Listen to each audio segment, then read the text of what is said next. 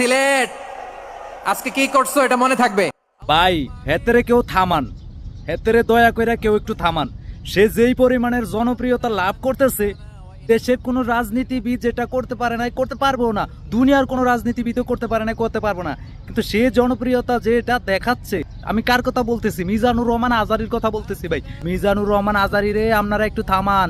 সে যেই পরিমাণের মাত্র তিনটা দাওয়াতে গেছে, তিনটা মাহফিলে গেছে, তার জনপ্রিয়তা এত পরিমাণ, একটার পর একটা রেকর্ড করেই যাচ্ছে। তো তার এই বছরে নাকি 80টা দাওয়াত পেয়েছে, 80টা দাওয়াত সে রেখেছে, মানে কত হাজার দাওয়াতের ভিতরে 80টা দাওয়াত পেয়েছে।